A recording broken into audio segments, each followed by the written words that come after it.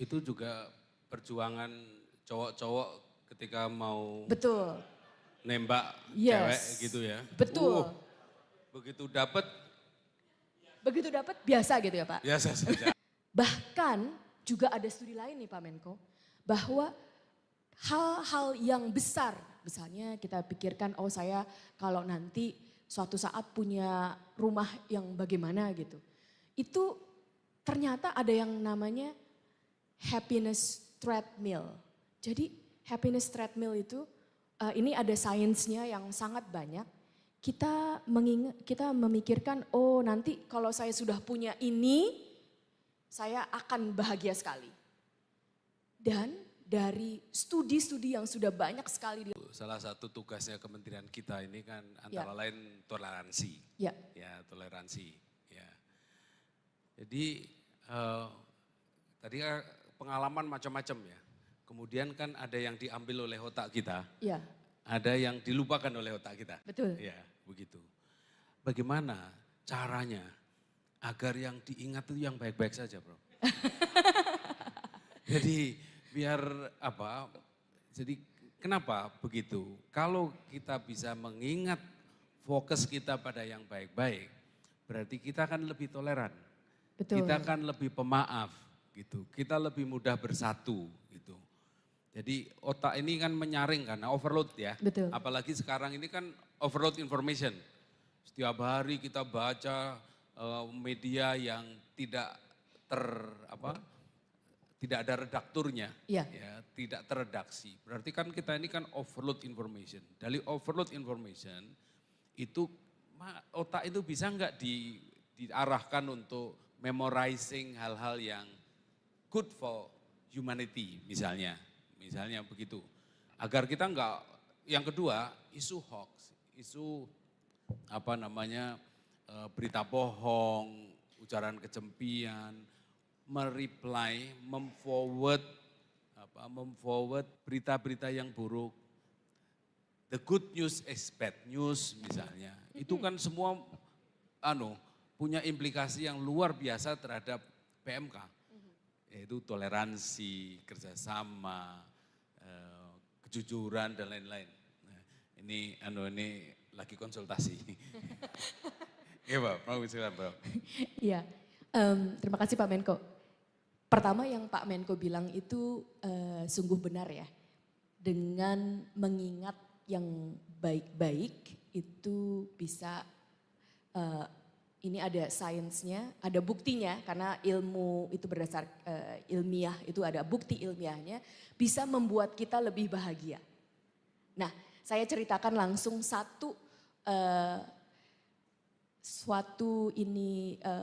studi ilmiah yang dilakukan, eksperimen yang dilakukan, ini sekaligus menceritakan bahwa memang ada bukti ilmiahnya, bahwa mengingat yang baik-baik itu bagus, dan juga ada caranya. Tadi kan Pak Menko minta caranya, ya oke. Nah, di studi ini menarik. Di studi ini dilakukan oleh seorang ilmuwan. Dia menanyakan pertanyaan yang tadi Pak Menko tanya. Bagaimana caranya supaya kita bisa lebih banyak mengingat yang baik-baik. Dan kedua, dia menanyakan teori. Pertama itu masih teori ya, jadi belum terbukti waktu itu sebelumnya teori. Apakah dengan mengingat yang lebih banyak mengingat yang baik-baik, itu kita akan menjadi lebih bahagia. Oke. Jadi yang terjadi di studi ini, pertama diukur dulu kebahagiaannya. Ukurnya mudah, setiap orang diberikan seperti kuis dan cuman bilang aja terhadap hidupmu yang sekarang kamu merasa puas dari 1 sampai 7, di mana letak kepuasanmu begitu. Terserah berdasarkan pandangan diri sendiri. Ya. Oke. Nah, ini jadi sebelum. Nah, pertama begitu terus semuanya memberikan skor berdasarkan masing-masing. Setelah itu seluruh orang-orang yang berpartisipasi dibagi menjadi 2 grup. Satu grup diberikan tugas selama seminggu mencatat di buku harian ya segala sesuatu yang teringat gitu. Terserah. Nah, yang grup satu lagi selama seminggu diminta mencatat hanya yang bagus-bagus tetapi hal yang kecil. Misalnya hari ini saya dikasih air minum dan air minum dituangkan oleh Pak Menko langsung. Nah, itu kan luar biasa ya. Masa Pak Menko-nya nuangin buat saya gitu kan. Nah itu dicatat. Waduh senang ya gitu. Kemarin ya saya wah hari ini pagi ini wah bersyukur walaupun baju putihnya belum selesai tapi laundry yang lain sudah selesai. Nah itu seperti yang kecil-kecil gitu dicatat. Nah tapi waktu mencatatnya dan jumlah catatannya persis sama antara grup yang terserah dan grup yang hanya baik-baik saja. Dan terutama sekali yang baik-baik saja hal-hal kecil. Bukannya, oh hari ini saya naik gaji. Enggak, belum ya. Belum ada pengumuman dari Pak Menko. Bukan yang besar-besar, cuman yang kecil-kecil saja ya. Ya, kecil-kecil saja. Setelah seminggu, kembali dikasih lagi kuis itu. Dikasih lagi kuis, silahkan ya. Dikasih lagi kuis, silahkan melihat, silahkan sekarang mengukur kebahagiaan Anda atau kepuasan Anda terhadap hidup persis sama kayak kuis sebelumnya 1 sampai 5. Yang menariknya ada perbedaan rata-rata kebahagiaan di antara dua grup itu. Jadi sebelumnya dua grup ini sama, ada yang sangat bahagia, ada yang tidak terlalu bahagia, terus bercampur-campur kan. Rata-ratanya sama, katakanlah rata-ratanya 3. Tetapi setelah ada dua cara ini, satu mencatat jurnal semuanya terserah, satu lagi hanya yang baik-baik, ada perbedaan. Yang mencatat hanya yang baik-baik itu lebih bahagia daripada yang mencatat semuanya. Nah, jadi kalau saya bisa menjawab langsung berdasarkan bukti ilmiah, karena kita semuanya itu sering lupa, kalau kita ada kebiasaan untuk mengingat, mungkin dengan mencatat atau mungkin dengan dibicarakan mungkin ke rumah, ke istri atau ke suami atau bahkan ke anak. Wah tadi ada hal apa yang baik yang terjadi di hidup saya. Itu bisa membantu kita mengingat yang baik-baik. Dan penting sekali dalam studi ini juga dilihat bahwa sebenarnya yang membuat kita bahagia itu adalah akumulasi dari hal-hal yang kecil. Ya, dari hal-hal yang kecil yang membawa kebahagiaan dan membawa kebaikan. Bahkan juga ada studi lain nih Pak Menko, bahwa hal-hal yang besar, misalnya kita pikirkan oh saya kalau nanti suatu saat punya rumah yang bagaimana gitu. Itu ternyata ada yang namanya happiness treadmill. Jadi happiness treadmill itu ini ada sainsnya yang sangat banyak. Kita memikirkan oh nanti kalau saya sudah punya ini saya akan bahagia sekali. Dan dari studi-studi yang sudah banyak sekali dilakukan di cognitive science, ternyata kebahagiaan kita waktu yang besar itu semu. Jadi kita sampai ke situ, lalu kita merasa nih bahagia nih. Misalnya punya mobil baru, ya. Dulu udah rencana punya mobil baru, sampai punya mobil baru bahagia. Tetapi begitu punya mobil baru, sebulan kemudian tidak kerasa lagi. Kenapa? Udah kebiasaan. Tadinya kan gak punya mobil itu. Tapi terus punya mobil itu, dan setelah sebulan punya mobil itu, tiap hari naik mobil itu, wah udah gak kerasa lagi. Itulah namanya happiness treadmill. Jadi kembali lagi ke tempat titiknya. Itu sering sekali terjadi di manusia. Itu juga perjuangan cowok-cowok ketika mau betul nembak cewek gitu ya. Betul. Begitu dapat biasa gitu ya Pak? Biasa saja, awas loh ya.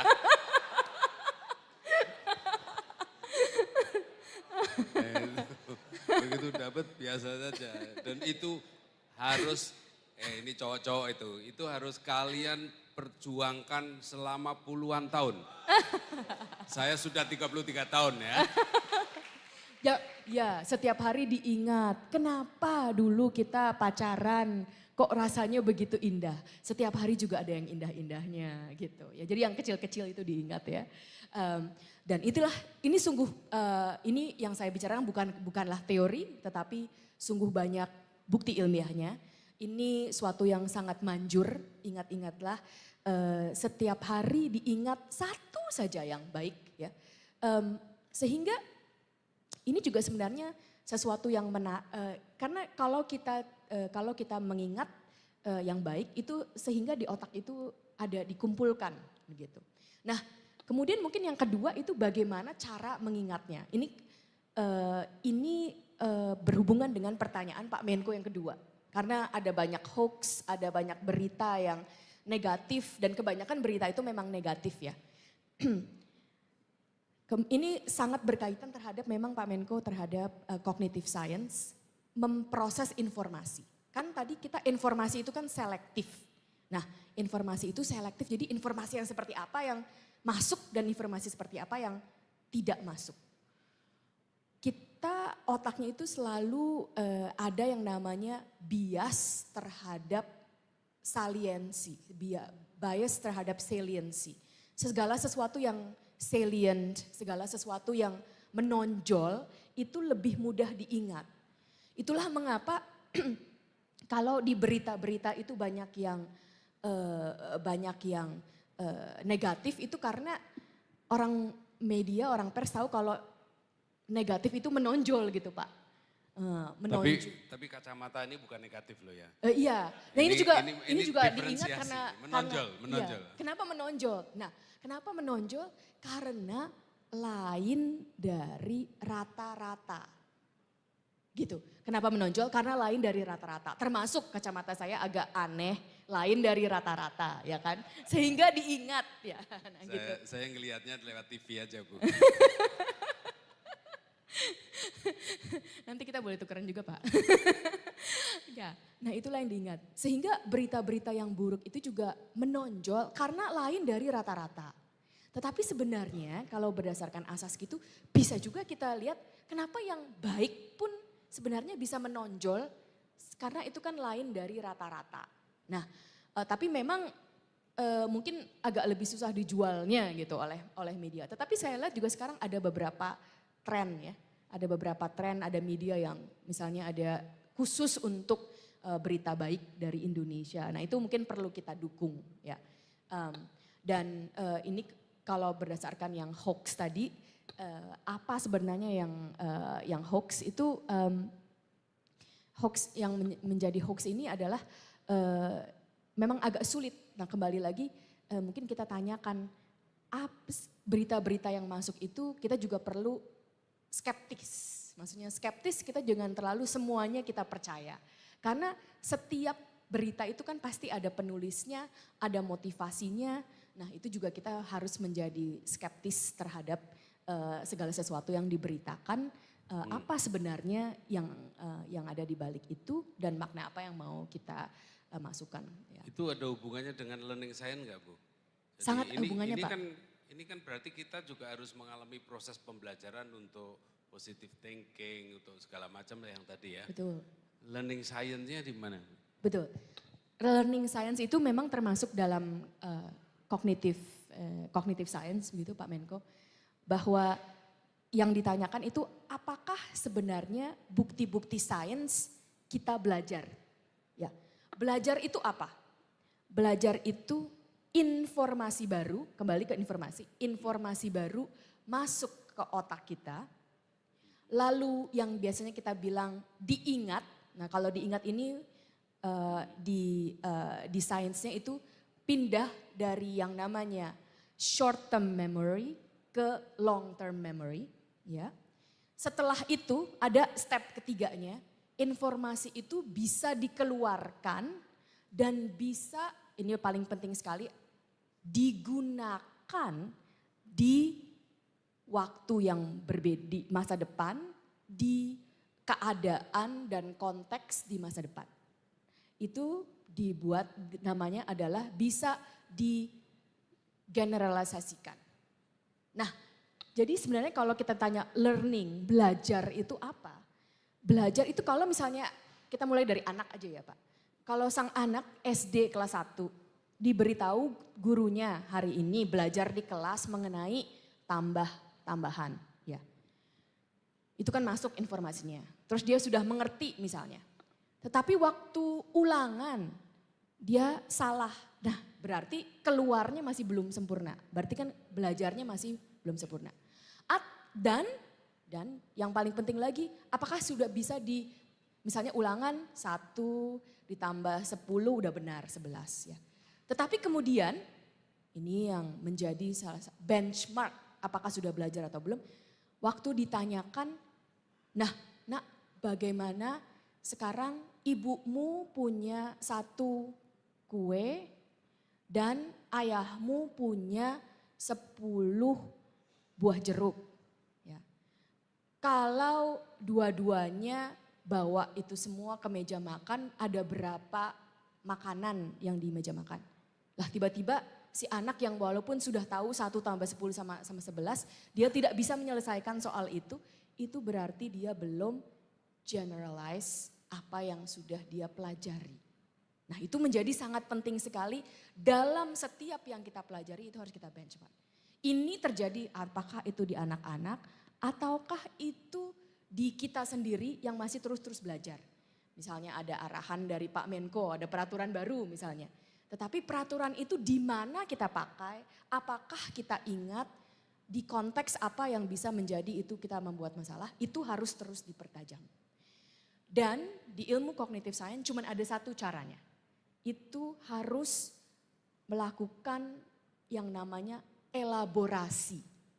Elaborasi itu apa? Nah, kembali ke anak 1 tambah 10, 11. Kalau dia cuma dapat 1 contoh itu, dia tidak akan elaborasi.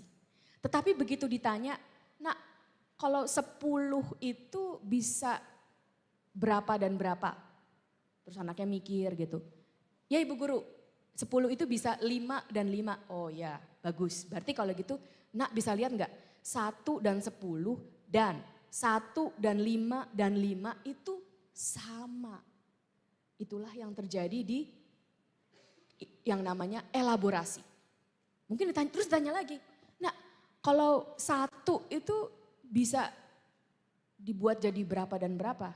Mungkin anaknya bilang, nggak bisa ibu, 1 ya 1 aja. Oh bisa nak, 0 dan 1. Nah 0 dan 1 dan 5 dan 5 sama dengan 1 tambah 10. Itu elaborasi. Lalu diberikan yang tadi misalnya, oh nak kamu punya 1 pensil, temanmu temanmu ada 5 pensil. Nah kita butuh berapa pensil lagi supaya kita semua punya 11 pensil. Nah, itulah elaborasi. Nah di dalam mungkin kalau kita lihat itulah setiap hari kita harus elaborasi. Berarti informasi yang sama kita lihat dari sisi-sisi yang berbeda. Kita harus ucapkan lagi, mungkin kita catat, kita tulis, kita bicarakan. Nah ini kembali ke pertanyaan Pak Menko yang pertamanya, bagaimana kita bisa menjadi smart ministry juga ya. Segala sesuatunya kalau kita bicarakan dan didiskusikan itu juga adalah pengolahan dan kolaborasi dari informasi tersebut. Sehingga pengolahan dan informasi tersebut menjadi sesuatu yang bisa kita olah, oh ini satu informasi dari berbagai macam-macam sudut-sudut pandangan sehingga informasi itu bisa kita masuk ke dalam otak kita dari short term memory ke long term memory. Itu juga yang bisa terjadi. Jadi kadang-kadang rapat yang sungguh diskusi ya, gitu. Rapat yang sungguh diskusi tentang satu masalah dilihat dari sudut-sudut lain itu juga adalah bentuk elaborasi dari itu. Begitu Pak Menko.